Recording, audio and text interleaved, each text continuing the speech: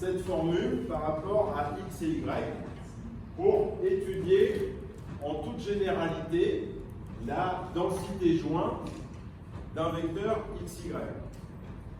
Comment est-ce que j'obtiens cette densité jointe?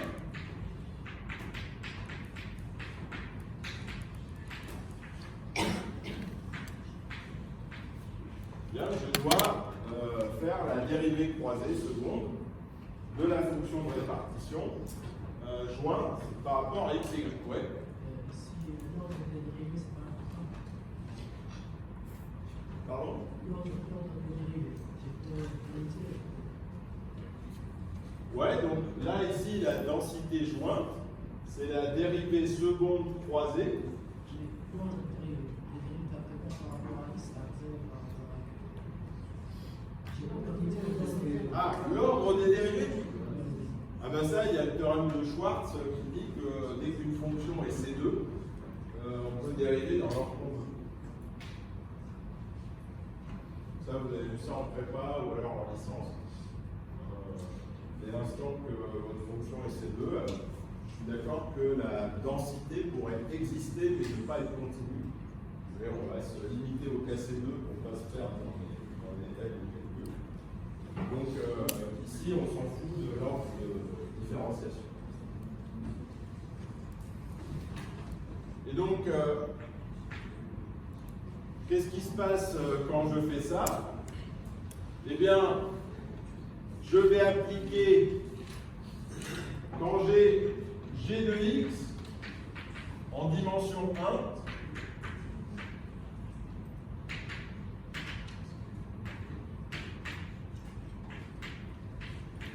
si j'ai g de x qui est h de f de x,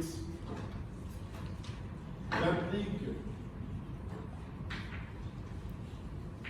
ce qu'on appelle en anglais le chain rule, les dérivés composés. Qu'est-ce que c'est que g' de x quand tout est défini? Bah, c'est bien sûr h' de f de x multiplié par f' de x. Okay. Donc là, bah, il faut que je fasse ça, mais en dimension 2. Donc, ça se généralise comme ça. D2C à DUDV appliqué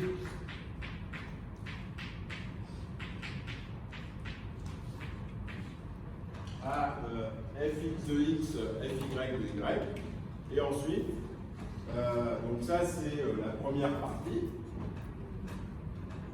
Et puis après, il faut que je multiplie par les deux dérivées partielles. Dérivée partielle par rapport à x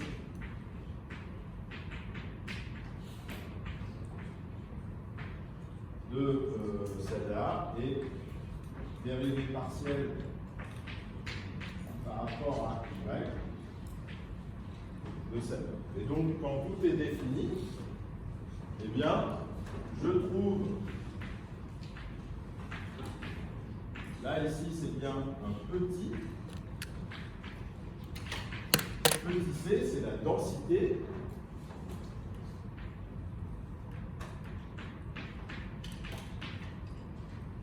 de la conclue prise au point fonction de répartition de x, fonction de répartition de y, fois f de x, f y de x.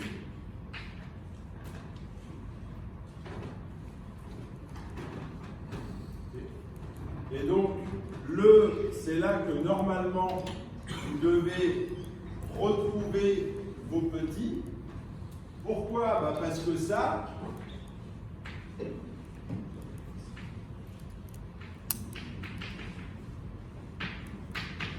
ça semble être une formule plus générale que celle dont vous devez vous souvenir dans le cas indépendant, puisque dans le cas indépendant,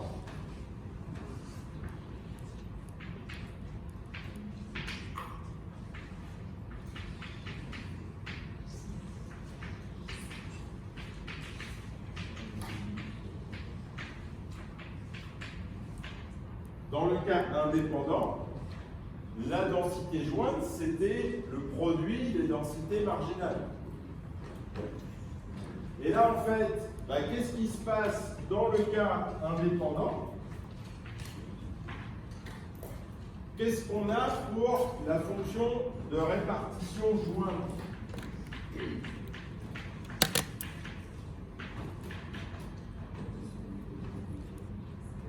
Dans le cas indépendant, quelle est la probabilité jointe que x soit plus petit que x, y plus petit que y? C'est juste le produit des deux probabilités.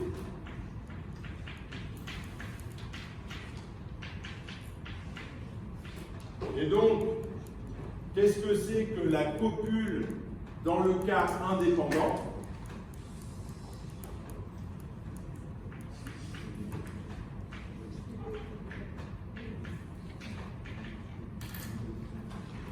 Souvenez-vous du théorème de Sklar.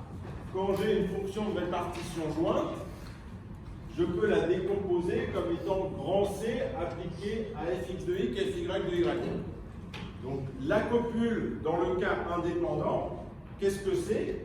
Je vous rappelle que dans le cas indépendant, vous m'avez dit que c'était ça. Donc du coup, par identification, la copule indépendante de U et V, c'est U fois V. Okay, puisqu'elle va coupler de façon très simple les deux probabilités marginales en faisant le produit des deux. Et donc, quelle est la densité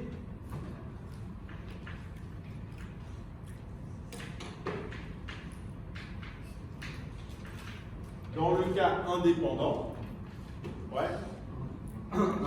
Exactement.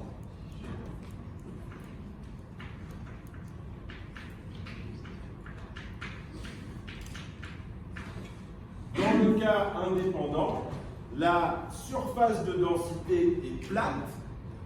La densité indépendante de la copule indépendante vaut 1 sur tout le carré 0,1 carré. Et donc c'est logique ici, puisque ce terme disparaît quand on est dans le cas indépendant, dans la formule que vous connaissiez, puisque la densité de la copule indépendante fait. D'accord? Donc normalement, tout ça doit vous permettre de retomber un peu sur vos pattes.